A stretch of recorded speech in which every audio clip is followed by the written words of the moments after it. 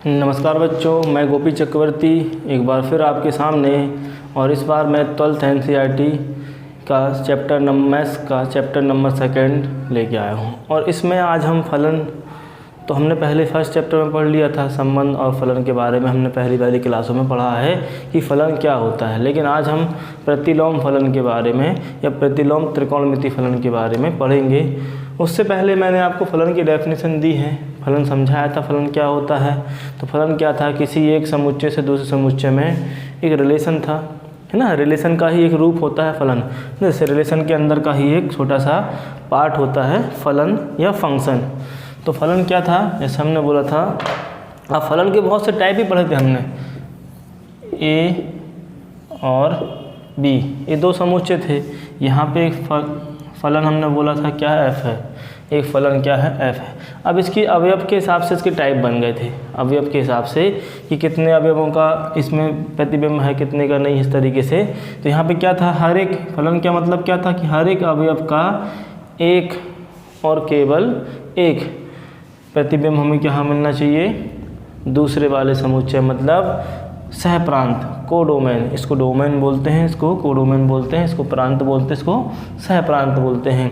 तो इस प्रांत के हर एक अवयव का एक और केवल एक प्रतिबिंब कहाँ मिलना चाहिए, हमें कहाँ मिलना चाहिए, समुच्चय बी मतलब सहप्रांत में मिलना चाहिए। इस फलन की डेफिनेशन थी। तब फलन के बारे में अपन ने पढ़ चुके हैं। फलन बहुत से टाइप के होते हैं, कौन कौन से, 1 1, मैनी 1, ऑन टू और 1 1 ऑन टू। ये 4 टाइप को मैंने आपको डिस्क्राइब किया था, समझाया था कि कौन कौन से किस टाइप से इनकी क्या प्रॉपर्टी होती है, सब आप पढ़ चुके हैं पहली क्लासों में, इससे पहले वाली क्लासों में आप जान चुके हैं। और जिसने नहीं पढ़ा है वो इस बेल आइकन को दबाकर, सॉरी इस आइकन को, इस आई कार्ड को दबाकर आप उन क्लासों में डायरेक्टली जा सकते हैं, या मेरे YouTube channel Akshara education centre पर PCM करके एक प्ले लिस्ट है, उस प्ले लिस्ट में आपको वो वाली क्लास मिल जाएगी, या इस क्लास के एंड स्क्रीन पर आपको उस क्लास की डायरेक्ट लिंक मिल जाएगी। तो देखिए, फलन तो अपन ने जान लिया क्या है। अब प्रतिलोम फलन के लिए क्या इम्पोर्टेंट है, क्या ज़रूरी है, किन बातों का ध्यान रखना ज़रूरी है। तो प्रतिलोम फलन के लिए हमें जो समुच्चय दिए होंगे, वहाँ भी दो समुच्चय, भाई फलन हम कम से कम 2 समुच्चयों के बीच में होगा, फलन जो होगा वो 2 समुच्चयों के बीच में। और यहाँ फलन की ही बात चल रही है, कौन सा, प्रतिलोम त्रिकोणमितीय फलन। अब उस पर आते हैं, पहले हम समझ रहे फलन को कैसे समझाना है, या प्रतिलोम फलन को कैसे डिस्क्राइब करना है, कैसे समझना है। तो उसके लिए जो फंक्शन दिए होंगे, सॉरी जो समुच्चय दिए होंगे वो 1 1 ऑन टू, या जो फलन वहाँ पे होगा, जो फलन होगा वो 1 1 ऑन टू मतलब एक एक और अक्षादक होना चाहिए। तब प्रतिलोम फलन क्या होता है, आप जानते हैं प्रतिलोम का मतलब क्या होता है। प्रतिलोम का सिंपल मतलब होता है उल्टा, व्युत्क्रम, है ना, इनवर्स, है ना, व्युत्क्रम या इनवर्स। इनवर्स जैसे मैंने बोला, x का व्युत्क्रम क्या होगा, 1/x, या x का इनवर्स। थोड़ा सा बस अंतर होता है प्रतिलोम त्रिकोणमिति फलन के लिए, त्रिकोणमिति की अलग हो जाता है, बाकी है बात वही चीज़ कि इन्वर्स करना है, प्रतिलोम करना है। अब जैसे मैंने बोला, f क्या है, f क्या है, एक फलन है, फंक्शन है, फंक्शन है, फंक्शन है। तो इसका व्युत्क्रम क्या होगा, f इनवर्स, सीधी सी बात है, f इनवर्स। तो ये क्या कहलाएगा, प्रतिलोम फलन, प्रतिलोम फलन या प्रतिलोम फंक्शन बोल सकते हैं, इनवर्स फंक्शन बोल सकते हैं इस तरीके से। लेकिन ये कहाँ पे लग जाए, त्रिकोणमिति में इसका यूज होने लगे तो क्या नाम हो जाता है इसका, प्रतिलोम त्रिकोणमिति फलन। अब त्रिकोणमिति हम जानते हैं, अनुपातिक फलन होते थे वहाँ पे, कौन कौन से, 6 होते हैं, साइन कॉस, टैन कॉट, सेक और कोसेक, ये अपन ने पढ़े थे। तो देखिए, पहले हम इनवर्स को समझते हैं कि इनवर्स मतलब प्रतिलोम फलन को समझते हैं, और फिर समझेंगे प्रतिलोम त्रिकोणमिति फलन के लिए। तो देखिए, पहले मैंने जो क्लास ले चुका हूँ उसमें आपको मैंने फंक्शन के बारे में बताया है, तो वहीं से स्टार्ट करते हैं और प्रतिलोम फलन पे आते हैं। तो हमने एक लेट कर लिया, माना, क्या मान लिया, समझिएगा। देखिए, ये क्लास शायद आपको बोरिंग लगने लगे। मैं साफ साफ शब्दों में बोल रहा हूँ, शायद आपको ये बोरिंग लगने लगे, क्योंकि आज की जो जनरेशन है वो केवल हमको वो ये चाहती है कि सर इतना पढ़ा दीजिए कि जो हम एग्ज़ाम में फंस जाए, एग्ज़ाम में आ जाए और वो हम वहाँ पे करके आ जाएं, बस और कुछ नहीं है। मतलब वो पढ़ना बस चाहते हैं, सीखना नहीं चाहते।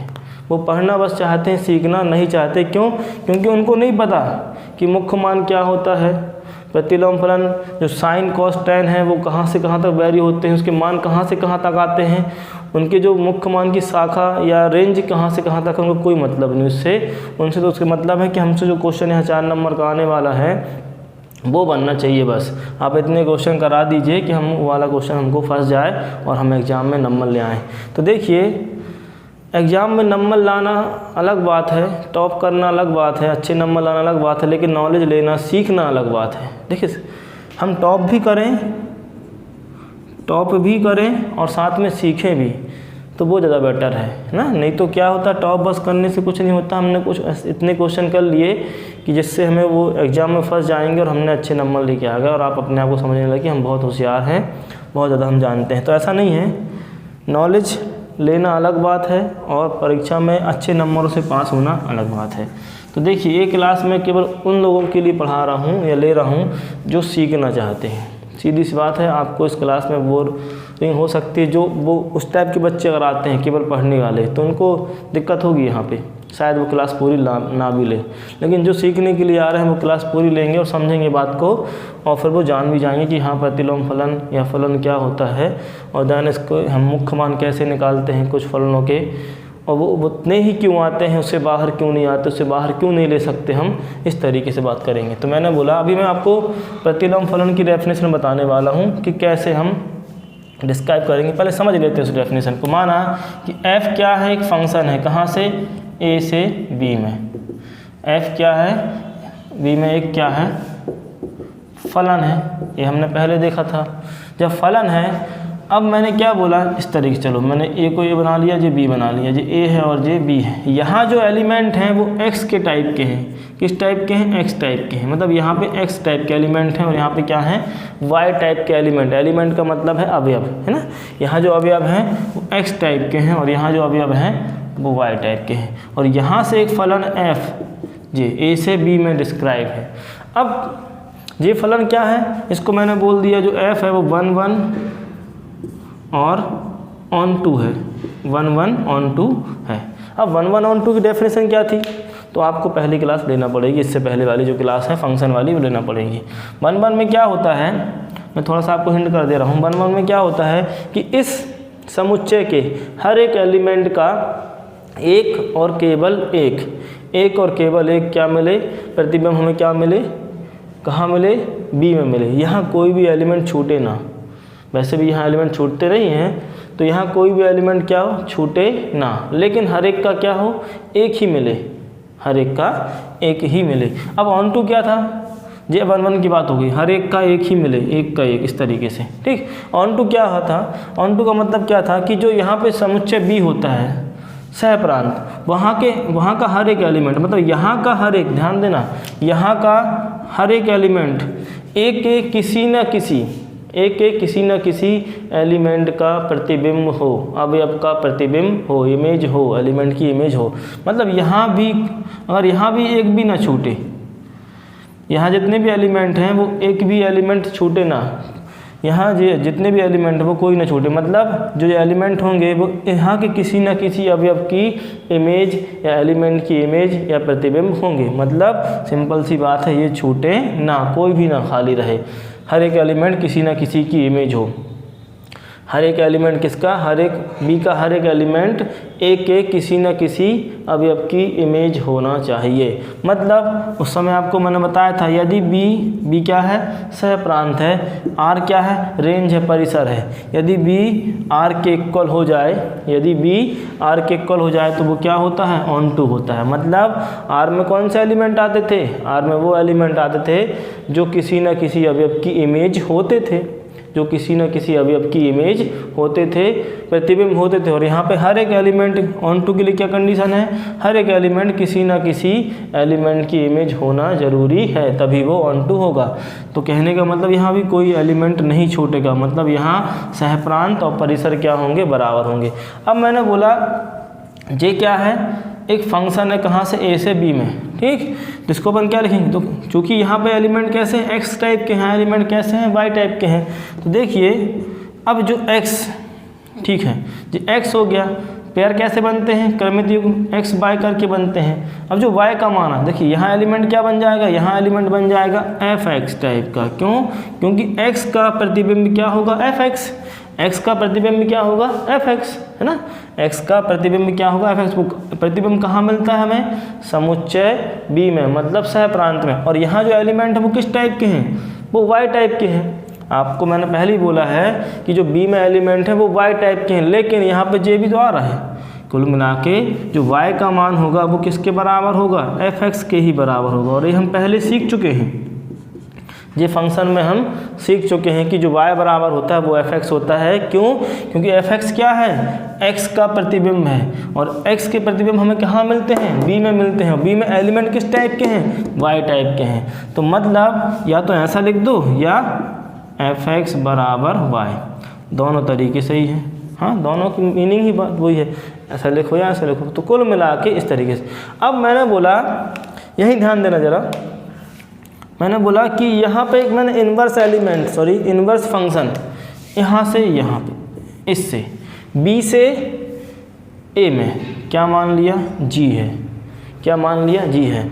तो मैंने लेट कर लिया कि लेट माना जी क्या है, एक फंक्शन है, वो भी फंक्शन है, फलन है। जी क्या है, फलन है, कहाँ से, बी से ए में। उल्टा हो गया भाई, और जब उल्टा हुआ मतलब व्युत्क्रम हो गया। तो जी क्या कहलाएगा, जी कहलाएगा एफ का व्युत्क्रम। वो हम बाद में समझेंगे, पहले बात को। जी क्या कहलाएगा, एफ का व्युत्क्रम।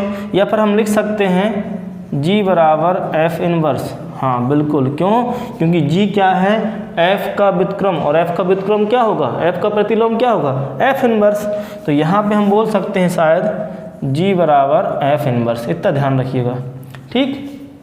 हम कंडीशन निकाल रहे हैं किसी फलन के प्रतिलोम फलन होने की, ठीक।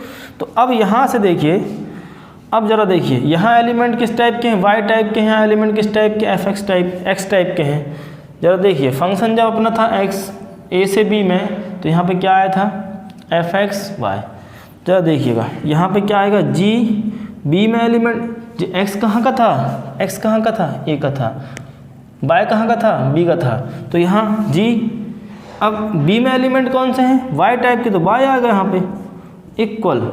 ए के लिए कौन सा आएगा, यहाँ ए के लिए भाई यहाँ पे क्या था, वाई आया क्योंकि बी था। तो ए में कौन सा एलिमेंट है, एक्स। तो कुल मिला के मैं इसको डायग्राम बना दे रहा हूँ, चाहो तो आपको अच्छे से। जी हो गया बी और जी हो गया ए, और यहाँ कौन सा चल रहा फंक्शन, जी। यहाँ एलिमेंट वाई टाइप के हैं, यहाँ एलिमेंट एक्स टाइप के। तो क्या बन जाएगा, ये बन जाएगा जी वाई बराबर एक्स। आई बात समझ में, जी वाई बराबर एक्स, जी वाई बराबर एक्स। इसको मैं यहाँ लिख दे रहा हूँ अच्छे से, जी वाई बराबर एक्स। हाँ यही तो होता है जी। जी यहाँ का एलिमेंट क्या है, वाई, क्योंकि यहाँ का लेते हैं वाई। देखिए एफ एक्स बराबर क्या, यहाँ का एलिमेंट, यहाँ का एलिमेंट क्या, वाई। तो बस जी वाई है एक्स। तो कुल मिला के यहाँ जो बनेंगे वो जी वाई टाइप के एलिमेंट होंगे। कुल मिला के कहने का मतलब ये है कि वाई का प्रतिबिंब क्या होगा, जी वाई। और यहाँ जो एलिमेंट है वो किस टाइप के हैं, एक्स टाइप के हैं। तो जी वाई किसके बराबर हो, एक्स का। और अभी हमने बोला जी क्या है, जी क्या है, एफ का प्रतिलोम। जी क्या है, एफ का प्रतिलोम। और जब जी एफ का प्रतिलोम होगा तो जहाँ जी है वहाँ पे मैं क्या पुट कर दूँ, एफ इनवर्स। तो वाई, एफ इनवर्स वाई बराबर क्या आ गया, एफ एक्स। अब इतनी सब जो कहानी मैंने लिखी बताई यहाँ पे, वो हो सकता है बहुत ही कम आपको समझ में आई हो, है ना। अब उसका सेंस निकलने वाला है। देखिए सेंस निकलने वाला है, ये समझ में आ गया। तो यहाँ से मतलब कुल मिला के यहाँ से बात वही है। देखो यहाँ जो बी लिखा है मैंने इसको ऐसा बना दिया, वो इनडायरेक्टली बना, जी डायग्राम यहाँ बना है, यही डायग्राम यहाँ बना है। तो इसको मैं थोड़ा सा रफ कर रहा हूँ, यहाँ पर लिख रहा हूँ। देखिए यहाँ से क्या आ गया, यहाँ से आ गया एफ इनवर्स y बराबर x। कैसे आया था कि g y बराबर x था और g किसके बराबर है, f इनवर्स के बराबर। क्यों? क्योंकि वो प्रतिलोम है ना। और जब प्रतिलोम है तो अपन ने ये लिख लिया। अब ज़रा ध्यान दीजिए, f के लिए जो आया था fx बराबर y, और g के लिए क्या आ गया, इतना आ गया। और g क्या है, f का इन्वर्स है। तो कुल मिला के मैं यहाँ लिखूँ डायरेक्टली। अब इन दोनों का निचोड़ निकल के आने वाला है कि यदि fx बराबर y, f क्या है और एक फलन है, f क्या है, एक फलन है, fx बराबर y और x क्या है, एक फलन है, तब f का प्रतिलोम फलन, तब f का प्रतिलोम फलन क्या मान लिया अपन ने, f इनवर्स। क्या मान लिया, f इनवर्स। इस प्रकार होगा कि f इनवर्स y बराबर क्या मिल जाए, x मिल जाए।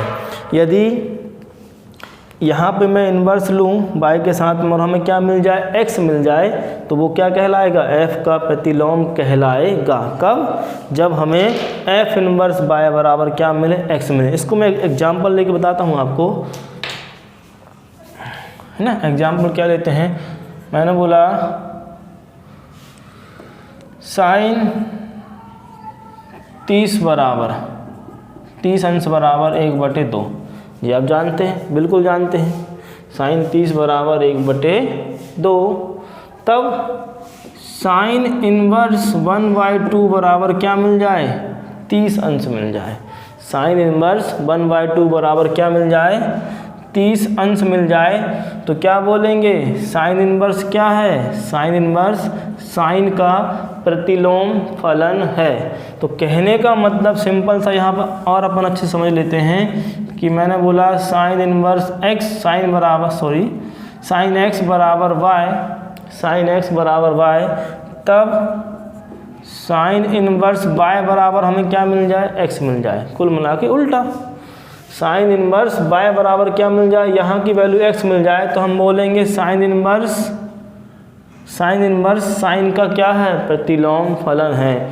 सिंपल ही लिखा मैंने, fx बराबर y, then f inverse y बराबर x, then we have to say that, हम क्या कह सकते हैं कि f इनवर्स f का प्रतिलोम फलन है। तो जी डेफिनेशन कहलाएगी, है ना।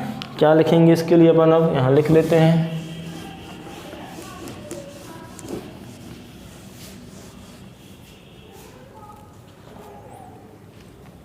क्या करें, माना f a से b में, या x ले डायरेक्ट, हम a और b छोड़ के x ले लेते हैं, और y। मैंने बोला कि माना f क्या है, x से y में एक कौन सा, एक अक्षादक, एक अक्षादक 1 1 on 2 अक्षादक फलन है। तब f इनवर्स y से x में एक फलन तथा, अपन ने यहाँ बोल देता तथा समझिए बात से, मैंने क्या बोला है कि f क्या है, x से y में एक अक्षादक फलन है, तथा f इनवर्स y से x में वो भी क्या है, एक अक्षादक फलन है। देखिए किताबी लैंग्वेज में नहीं लिख रहा हूँ, मैं अपने हिसाब से लिख रहा हूँ कि क्या समझ में आया हमें, ठीक, उस तरीके से इसी का निचोड़ लिख रहा हूँ। तब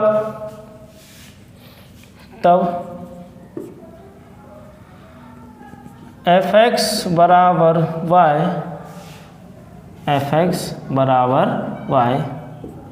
स्मॉल fx बोलते हैं, ठीक, स्मॉल x मैंने बोला, और बराबर y, that is f inverse y बराबर x, f इनवर्स y बराबर x for all x belong to x, and small y belong to capital Y। ये इसकी डेफिनेशन बन गई। क्या आया देखिए, यदि मैंने बोला f क्या है, x से y में एक अक्षादक 1 1 on 2 फलन है, और f इनवर्स y से x में एक अक्षादक फलन है 1 1 on 2 फलन है, तब यदि इससे अपन को क्या मिलेगा, ये मिल जाएगा fx बराबर y, और यदि हमें f इनवर्स y बराबर क्या मिल जाए x, और जहाँ x कहाँ का हो, कैपिटल X का हो, स्मॉल y कहाँ का हो, कैपिटल Y का हो, तब यदि लिख लेते हैं यहाँ पे, ऐसा मिल जाए, तब हम क्या बोलेंगे, f इनवर्स f का प्रतिलोम फलन है। f इनवर्स f का प्रतिलोम फलन है। अब इन्हें हम त्रिकोणमिति से जोड़ते हैं। देखिए त्रिकोणमिति में अनुपातिक फलन कितने होते हैं, 6 होते हैं। आपने इससे पहले 11th क्लास में वृत्ति फलन के बारे में पढ़ा होगा।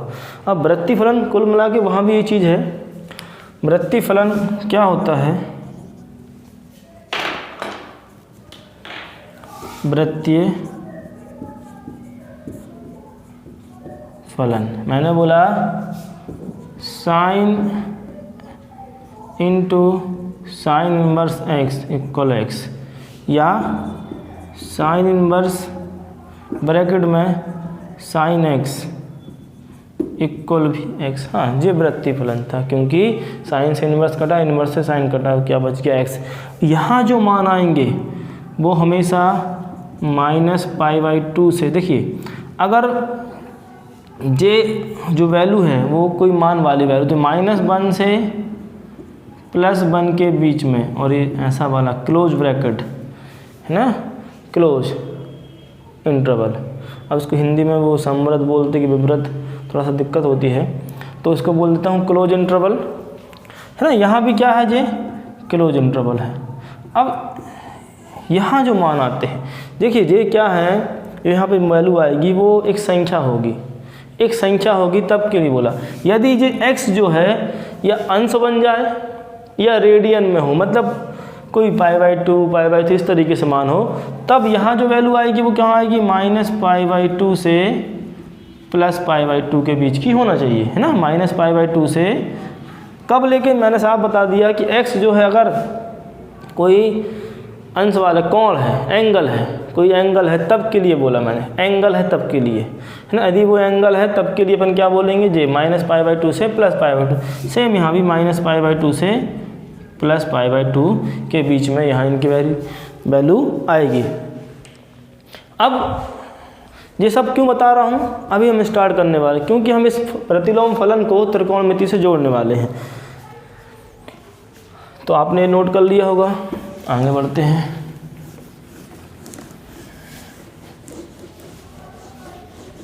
देखिए अब इससे पहले थोड़ा समझ ले बात को।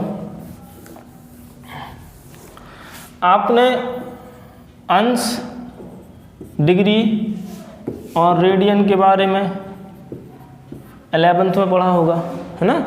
आपने अंश और रेडियन के बारे में 11th में पढ़ा होगा। तो देखिए मैंने बोला 0 अंश, क्या बोला मैंने, 0 अंश।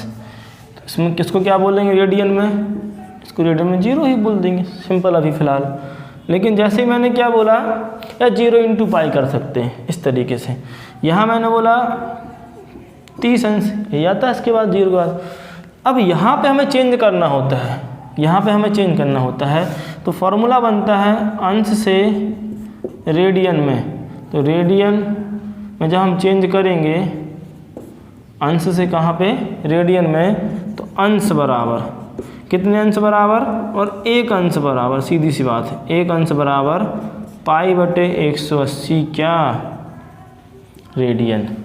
तो ज़रा देखिए कितने अंश हैं, 30 अंश हैं। कितने अंश हैं, 30। तो यहाँ पे 30 से मल्टीप्लाई करना पड़ेगा, तो 30 अंश बराबर π/180 × 30।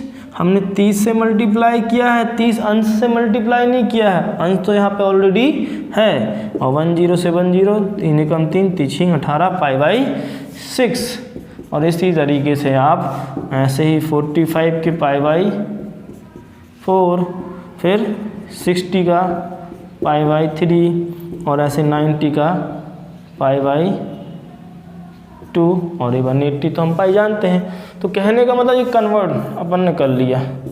अधिकतर आपको जितने भी यहाँ पे हम पढ़ेंगे प्रतिलोम त्रिकोणमिति फलन में, वो वैल्यू कहाँ पे होंगी, रेडियन में ही होंगी। तो ध्यान रखिएगा, 0 को तो 0 ठीक है, 30 को बोलते हैं π/6, 45 को बोलते हैं π/4, 60 को बोलते हैं π/3 और 90 को बोलते हैं π/2, π/2।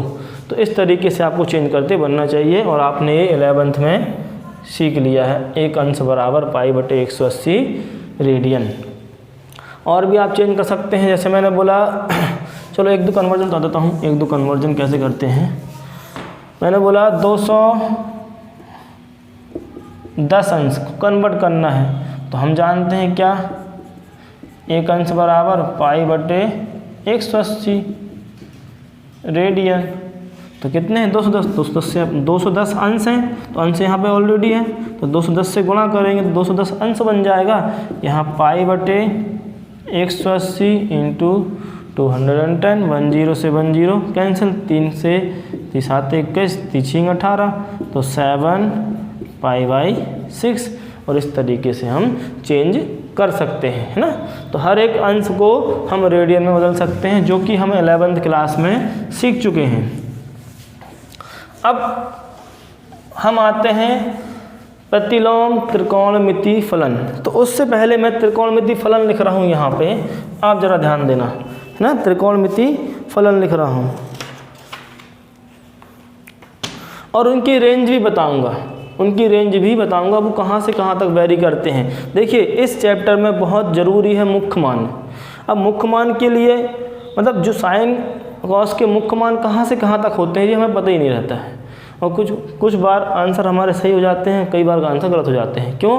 क्योंकि यदि आंसर जो हमारा मान लो π/3 आया, यदि जो मुख्य मान हमारा आया है और जो साइन, जैसे मान लीजिए साइन का मान आया, अपन को हल करने में साइन के रूप में था जे, तो साइन इनवर्स को हल करने में कितना आया, π/3 आया। यदि ये जो आंसर आया है, ये साइन इनवर्स या प्रतिलोम फलन साइन इनवर्स की जो मुख्य मान की रेंज है उसमें है, तो सही है।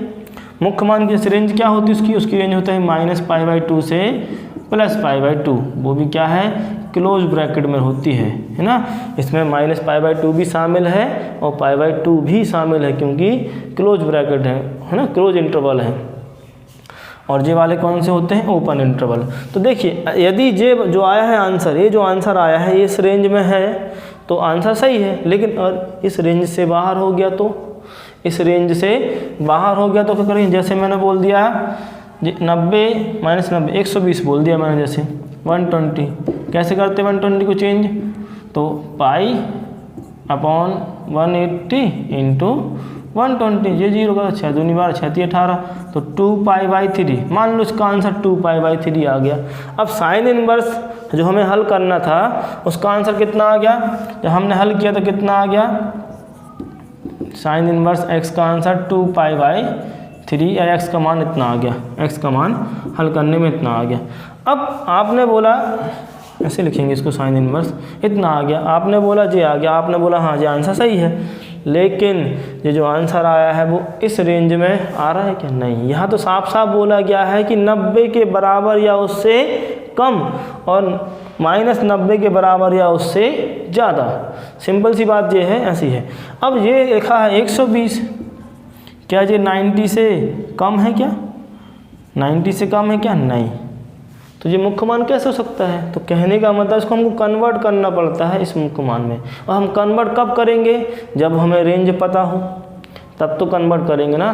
तो रेंज जानना बहुत ज़रूरी है। तो अब रेंज की बात कर लें, मुख्य मान की जो रेंज होती है, शाखाओं की जो रेंज होती है, परिसर होता है, वो जानते हैं। तो सबसे पहले मैं यहाँ पे लिखूँगा प्रतिलोम फलन। क्या लिखूँगा, प्रतिलोम फलन, नहीं पहले यहाँ लिखूँगा त्रिकोणमिति फलन, त्रिकोणमिति फलन, और यहाँ लिखूँगा मैं प्रतिलोम त्रिकोणमिति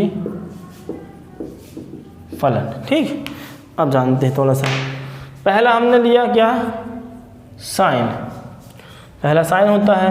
अब पहले हमने क्या लिया, साइन, ये होता है। इसकी रेंज कहाँ से कहाँ तक होती है, तो इसकी रेंज आप जान लें -1 से +1, वो भी क्लोज इंटरवल में होती है। -1 से +1, ये जो क्लास है ये बेसिक क्लास है। यदि टाइम हो पाया तो आपको मैं 1-2 क्वेश्चन यहाँ पे करा दूंगा, और नहीं तो अभी बेसिक क्लास चल रही है। इसके बाद कॉस होता है जो, उसकी रेंज भी कहाँ से, उसकी रेंज भी -1 से +1 के बीच में होती है, -1 से +1 के बीच में होती है। अब इनकी प्रतिलोम में तो देखो ये क्या है, प्रतिलोम नहीं है, ये त्रिकोणमिति फलन है। और यहाँ क्या आएगा, प्रतिलोम त्रिकोणमिति फलन। तो साइन का प्रतिलोम क्या होगा, साइन इनवर्स। साइन का प्रतिलोम क्या होगा, साइन इनवर्स। और इसकी जो रेंज होगी वो होगी -π/2 से +π/2, वो भी क्लोज इंटरवल में। ध्यान रखिएगा, जो इसके मुख्य मान आएंगे, सारे मुख्य मान यहीं से लेंगे हम। मुख्य मान की जो रेंज होगी वो यही होगी, है ना। कॉस का होता है, देखिए, और एक और बात, आपने देखा कि ये इतना ही क्यों आया है -π/2 से +π/2 तक, क्योंकि जो साइन के मान होते हैं वो हमेशा -1 से +1 के बीच में या उसके बराबर ही होते हैं। आप कुछ भी देखो, साइन 90 +1, साइन 60 करनी 3/2, वो भी 1 से छोटा है ना। तो कुल मिला के जो साइन के मान होते हैं वो हमको कहाँ मिलते हैं, -1 से +1 में। अब हमें ये बताइए कि साइन का मान 1 कब मिलता है, π/2 पे मिलता है, 90 पे आप सारणी बना के देख लीजिएगा। और -1 कब मिलता है, -π/2 पे। इस कारण से ये रेंज इनसे ही इंटरकनेक्ट है। अब यहाँ पे क्या करेंगे अपन, कॉस, और कॉस का प्रतिलोम फलन क्या होगा, कॉस इनवर्स। कॉस का प्रतिलोम फलन क्या होगा, कॉस इनवर्स। अब यहाँ पे भी देखिए, यहाँ पे -1 से +1, हाँ, कॉस के मान भी -1 से +1 के बीच में ही आते हैं, है ना। तो अब हम जब देखते हैं, लेकिन यहाँ जो रेंज होती है वो 0 से π के बीच में होती है। ये डिफरेंस क्यों आ गया, क्योंकि कॉस का मान 1 कब होता है, कॉस का मान 1 π पे होता है। कब होता है, π पे होता है। और -1 कब होता है, 0 पे होता है ना, या उससे सॉरी -π पे बोल सकते हैं। तो कुल मिला के बात वही है, 0 से होता है। ठीक, 0 पे होता है। अब देखिए, जी आ गया यहाँ पे रेंज। और इसी प्रकार और भी हम बता सकते हैं, जैसे tan की, tan का यहाँ कहाँ से कहाँ चलता है, यहाँ चलता है -∞ से +∞। और कौन से इंटरवल में, इस तरीके से ओपन इंटरवल चलता है यहाँ पे, क्योंकि इन्फिनिटी तक पहुँच ही नहीं पाएंगे। और इसी प्रकार कॉट का क्या चलता है, कॉट का भी चलता है -∞ से +∞। अब इनका प्रतिलोम क्या हो जाएगा, tan इनवर्स।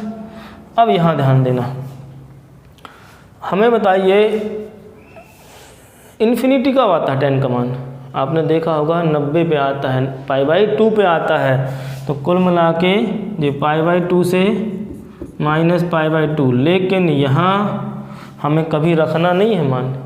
क्यों, क्योंकि हम इसको परिभाषित ही नहीं कर पाएंगे। क्यों, क्योंकि यहाँ पे क्या आता है, अनंत आता है। वैसे यहाँ पे मैंने क्या लिखा है जी, ओपन इंटरवल है, क्योंकि इनको हम शामिल नहीं कर रहे। तो यहाँ पे tan इनवर्स में इनको शामिल नहीं करेंगे। तो इनके अंदर के जो मान आएंगे, कहने का मतलब ना तो π/2 लेंगे और ना ही -π/2 लेंगे, इनके अंदर के मान आने चाहिए। तो वो कहलाएंगे tan इनवर्स के मुख्य मान। और इसी प्रकार हम कॉट के जब करेंगे तो कॉट के इनवर्स के आ जाते हैं 0 से π/0 से π आ जाता है, 0 से π, इस तरीके से ना। क्योंकि जो कॉट होता है वो 90 पे तो 0 हो जाता है, या 0 पे 0 जाता है, लेकिन 90 पे 0 या 90 पे इन्फिनिटी नहीं होता। वो किस पे होता है, 180 पे होता है। ठीक, और 0 पे होता है, 180 पे होता है और 0 पे होता है। क्योंकि आपको जानते हैं tan का उल्टा क्या कर देते हैं, कॉट। tan का उल्टा कॉट, जब 90 से उल्टा होता है तो 0 पे कहा जाता है, अनंत आ जाता है। अपरिभाषित, आपको देखना सारणी में 0 पे क्या है, कॉट अपरिभाषित, मतलब अनंत है। तो कहाँ पे, अच्छा एक बात और ध्यान रखिएगा, समझने के लिए, कॉन्सेप्ट समझने के लिए, इनका जो डिफरेंस होता है, है ना, जो अंतराल होता है वो हमेशा 2 पाई का होता है। कितने का होता है? 2 पाई, पूरा 1/4 पूरा 360 घूमने का।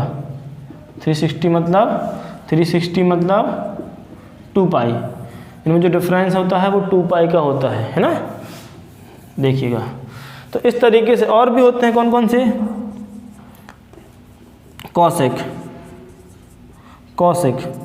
जो कॉसेक के मान होते हैं, देखिए कॉसेक के मान जो होते हैं, आर क्या है? आर इज अ रैशनल, नहीं, रियल नंबर्स, वास्तविक संख्याएं। इनमें से क्या कम कर दें? -1 से +1 की रेंज अलग कर दें। इनमें से, इस आर में से यदि इस रेंज को हटा दें, और ये रेंज किसकी है? साइन की है ना। इसी तरीके से या कॉस की जो भी बोला अपन, वैसे कॉस नहीं, यहाँ पे साइन है क्योंकि अपन कॉसेक ले रहे हैं। यदि इस रेंज को हटा दें, तो क्या बन जाता है? ये कॉसेक का परिसर बन जाएगा, कॉसेक की रेंज बन जाएगी। अब कॉसेक का इन्वर्स प्रतिलोम क्या होगा? Cosec inverse. अब इनकी रेंज क्या होगी? इसको कैसे कन्वर्ट करें इसमें? तो देखिए, अब हमें क्या करना होता है? होता वही है ना, होता वही है। बस देखिए, तो ये पूरा हम जब लेंगे तो -π/2 से +π/2 चलेगा वही, ठीक। और यहाँ पे कभी भी 0 नहीं आएगा, 0 हटाना है यहाँ से, मतलब इसका मान कभी भी 0 नहीं रखेंगे। 0 है, हाँ, इसका मान कभी भी 0 नहीं। आप इसको कैसे समझोगे? कुल मिला के कॉसेक के मान भी -π/2 से +π/2 आएंगे, लेकिन कभी भी कॉसेक का मान 0 नहीं आना चाहिए, और आता है तो वो मुख्य मान नहीं होगा। इतना बस इसमें रिस्ट्रिक्शन है, ठीक, कि कॉसेक का मान जो है कभी भी 0 नहीं होगा। एक और बन जाएगा यहाँ पे। तो अब इसमें हम थोड़ा सा कर लें फटाक से, सेक की तरफ आते हैं। तो सेक में भी होता है, ठीक, सेम आता है रेंज, उसमें भी -1 से +1, यहाँ भी हटाना पड़ता है। लेकिन जो सेक होता है, सेक का इन्वर्स प्रतिलोम जो होता है, उसमें क्या हो जाता है? भाई सेक किसका है? कॉस का। सेक किसका होता है? कॉस का होता है। तो यहाँ पे जो बनते हैं इसकी रेंज, वो बनेगी 0 से पाई। और आप बताइए कि सेक में क्या हटाएंगे? π/2, क्योंकि यहाँ पे कॉस क्या होता है? 0। तो सेक क्या हो जाएगा? 0 का उल्टा अनंत। यहाँ पे 0 क्यों हटा रहे हैं? क्योंकि यहाँ पे कॉसेक 0 पे क्या होगा? इन्फिनिटी, मतलब अपरिभाषित। क्यों? क्योंकि साइन 0 पे क्या होता है? 0। और साइन का उल्टा, देखिए आप समझते हैं इस चीज़ को, अपने 11th में पढ़ा है कि साइन इनवर्स, आपने पढ़ा है कि sine inverse sine theta into cosec theta बराबर 1। अब इसको मैंने ट्रांसफर कर दिया, तो यहाँ पे क्या जाता है? साइन थीटा बराबर 1/कॉसेक थीटा। इसी प्रकार सेक और कॉस का होता है। तो यहाँ से क्या होगा? ये मान लीजिए 0 है, या इसको मैंने यहाँ पे ऐसा कर दिया, कॉसेक को यहीं, कॉसेक है यहाँ पे जी, कॉसेक थीटा, ठीक, कॉसेक को मैंने यहाँ लिखे दिए, तो 1/साइन, और साइन क्या है? 0, और 1/0 क्या होता है? अनंत होता है, अपरिभाषित होता है। इस कारण से यहाँ पे हम 0 नहीं रखते। क्यों नहीं रखते? क्योंकि यहाँ पे कॉसेक का मान क्या आ जाएगा? अपरिभाषित। इसी प्रकार कॉस π/2 पे क्या होता है? cos 90 क्या होता है? 0 होता है। cos 90 0 होता है। cos का उल्टा सेक, और जब भाई cos 90 0 उल्टा क्या आएगा? 1/0, और 1/0 क्या? अपरिभाषित। तो सेक जो होता है वो π/2 पे अपरिभाषित होता है।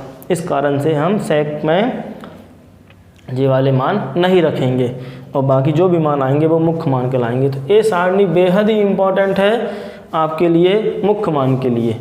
और ये सारे जो होंगे वो क्या होंगे? मुख्य मान का परिसर, हर एक के लिए मुख्य मान की रेंज होगी, जी परिसर होगी। तो इसको आप नोट कर लें, अच्छे से समझ भी लिया आपने ना। क्यों यहाँ पे 0 नहीं आ रहा है? क्योंकि कॉसेक यहाँ पे अनंत हो जाएगा, अपरिभाषित हो जाएगा। क्यों यहाँ पे π/2 नहीं ले रहे हैं हम? क्योंकि सेक यहाँ पे अपरिभाषित, मतलब इन्फिनिटी हो जाएगा। बाकी रेंज यही चलेगी। हमें साइन इनवर्स के मान यहाँ से यहाँ के बीच के या यही मिलना चाहिए। हर तरीके इनके अंदर से मान यदि मिलते हैं तो वो मुख्य मान होंगे, नहीं तो मुख्य मान नहीं होंगे। आगे बढ़ते हैं।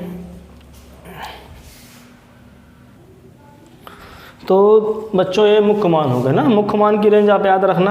अब हम क्वेश्चन पे आते हैं डायरेक्टली, प्रश्नावली 2.1 पे, क्योंकि समय तो बहुत हो गया है, टाइम बहुत, सेशन बहुत बड़ा हो गया है। फिर भी एक दो क्वेश्चन तो कर लें, या एक क्वेश्चन मैं यहाँ पे करवा देता हूँ, बाकी आप लोग करना और फिर बताना आपसे क्वेश्चन बन रहे हैं कि नहीं बन रहे हैं। तो प्रश्नावली 2.1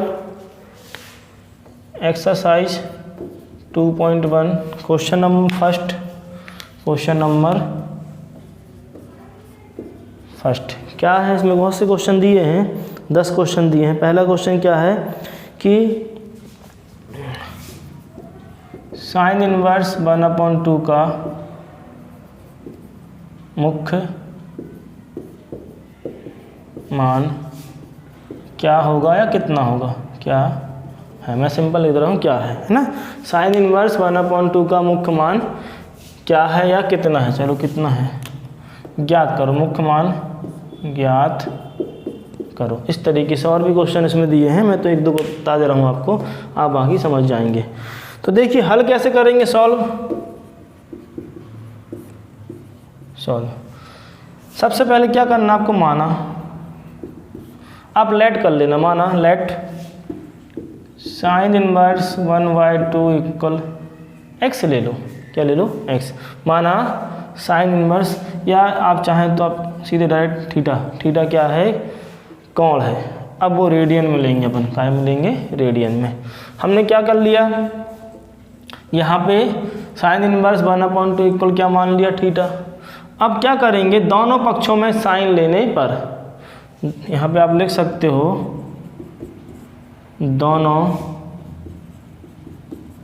पक्षों में साइन लेने पर, बस थोड़ा सा और टाइम, साइन लेने पर, ठीक। जब साइन लेंगे तो साइन और sine inverse 1/2 equal sine theta आ जाएगा। और ये क्या हो गया, वृत्तीय फलन हो गया, कैसे, वृत्तीय फलन क्या था, साइन इनवर्स x बराबर x, और जहाँ x कहाँ से कहाँ के बीच में होगा, x कहाँ से कहाँ से बीच में होगा, तो देखिए ज़रा, तो ये आ गया 1/2 साइन थीटा, या 1/2 इक्वल आ जाएगा, क्योंकि ये तो कैंसिल हो गया, यहाँ पे क्या गया, x के प्लेस में क्या है 1/2, या करके मैं इसको, या करके प्लेस थोड़ा सा कम है, या करके साइन थीटा बराबर 1/2। अब देखिए हम क्या निकाल रहे हैं, साइन इनवर्स। यहाँ आप मेंशन कर सकते हैं कि जो साइन इनवर्स का मुख्य मान होता है वो -π/2 से +π/2 तक या उनके बीच में होता है ना। यहाँ लिख सकते हैं साइन इनवर्स थीटा का मुख्य मान -π/2 से +π/2 तक ना होता है, इतना हमें लेना है, ठीक। -π/2 से +π/2 तक लेना है, या उसकी जो परिसर इतना होगा, ठीक। इसको आप यहीं मेंशन कर सकते हैं, आगे भी मेंशन कर सकते हैं, कोई दिक्कत नहीं। अब सॉरी, क्वेश्चन में थोड़ा मिस्टेक कर दिया मैंने, यहाँ पे -1 है, ठीक है, यहाँ पे -1 लिख लेते हैं, तो यहाँ भी क्या जाएगा -1, तो यहाँ क्या बचेगा -1, तो यहाँ क्या बचेगा -1। अब ज़रा बताइए, हमें कुछ नहीं करना है, अपना आंसर बस रेडी है, थोड़ा सा बस टाइम लगने वाला है। ये बताइए, माइनस को आप भूल जाइए, पहले तो माइनस को भूल जाइए। साइन 1/2 कब होता है, सारणी में याद करिए, साइन 1/2 कब होता है, देखिए साइन 0 साइन 30 1/2, साइन 30 का मान होता है, लेकिन साइन 30 को हम काय में लिखेंगे, रेडियन में लिखेंगे, तो उसको हम लिख सकते हैं साइन थीटा माइनस साइन, और 30 मतलब π/6 लिख सकते हैं, π/6। अब एक फॉर्मूला होता है कि sine minus theta equal minus sine theta, हाँ ये आपने पढ़ा हुआ है, और बहुत पहले से पढ़ते आ रहे हैं कि sine minus theta equal minus sine theta. तो देखिए जब इसको हम ऐसा लिख सकते हैं तो ऐसे को हम ऐसा भी तो लिख सकते हैं। तो देखिए ऐसा कुछ लिखा हुआ है, माइनस कहाँ है, बाहर है, तो इसको हम क्या लिख दें, साइन थीटा बराबर sine minus pi by 6, sine minus pi by 6 pi by 6। और इस तरीके से बस एंड अप पे चल रहा है अपना। तो क्या आ गया, साइन थीटा बराबर साइन माइनस पाई बाई 6। अब देखिए कुछ बच्चे गलती करते हैं क्या कि वो क्या करेंगे, इनको ऐसा काट देंगे। नहीं, काटते नहीं हैं।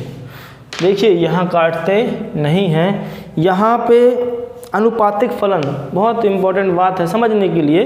बाकी आंसर तो वैसे भी आता है, कुछ वो टीचर्स भी हो सकता है बोल देते हो, पता नहीं मेरे को, बाकी मैं नहीं बोलता कि आपको यहाँ पे काटना नहीं है साइन से साइन, ये कट नहीं रहा है, यहाँ तुलना हो रहा है, कंपेयर हो रहा है ना। क्यों?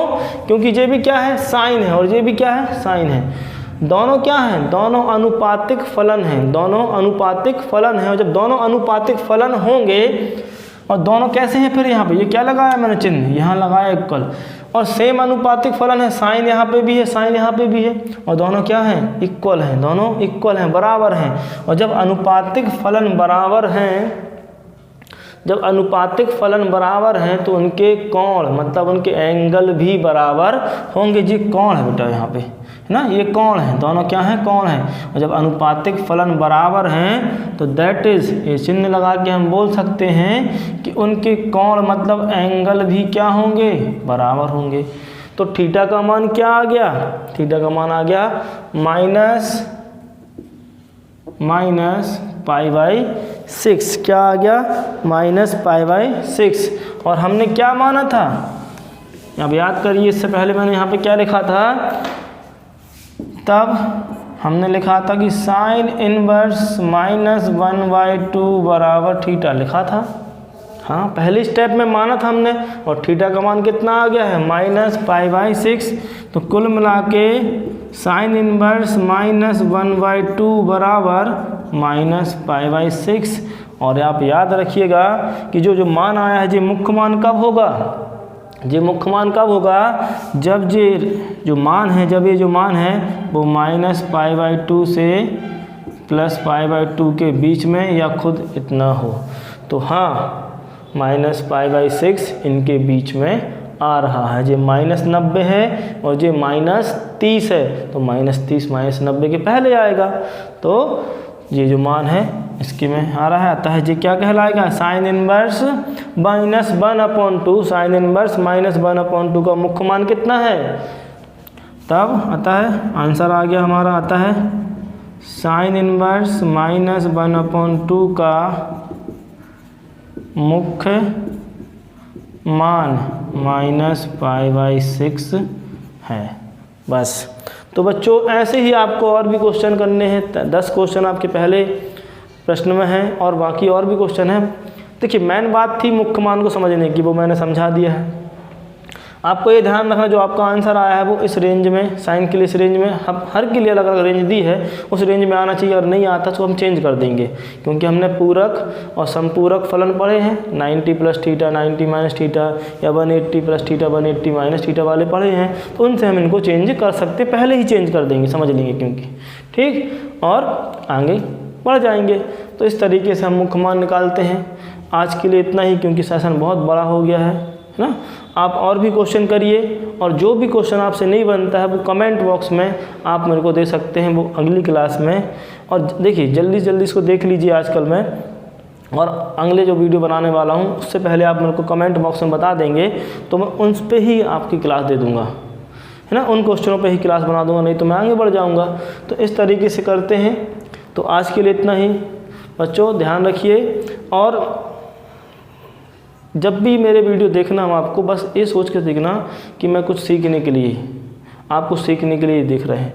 आप केवल पास होने के लिए या टॉप करने के लिए नहीं, बिल्कुल नहीं, क्योंकि हमें कुछ सीखना है, वो बहुत ज़रूरी है, नॉलेज लेना बहुत ज़रूरी है। केवल हमको एक क्लास को निकालना, एक क्लास को यहाँ से उठ के अगली क्लास में जाना, तो वो इतने परसेंट वाला भी निकल जाता है और इतने परसेंट वाला भी निकल जाता है, उससे मतलब नहीं है। इतने परसेंट आए अच्छी बात है, 100% लेके आओ, कोई दिक्कत नहीं, लेकिन नॉलेज भी रखो उस चीज़ का। तो 100 क्वेश्चन मैंने दिए आपको और आपने 100 पढ़ लिए वो, और 100 में से ही आपका क्वेश्चन पेपर बन गया और आप टॉप कर गए, तो आप पास ज़रूर किए हैं, आपने टॉप ज़रूर किए हैं, लेकिन आप में नॉलेज नहीं है। आप में नॉलेज उन 100 क्वेश्चन का ही बस है, बस, और आप उसी तक ही सीमित रहेंगे। तो ये सोच के बिल्कुल नहीं पढ़िए कि हमको अच्छे नंबर लाने, अच्छे नंबर तो लाने हैं ठीक है, लेकिन हमें नॉलेज लेना है, ना कि केवल पढ़ाई करनी है। तो आज के लिए इतना ही।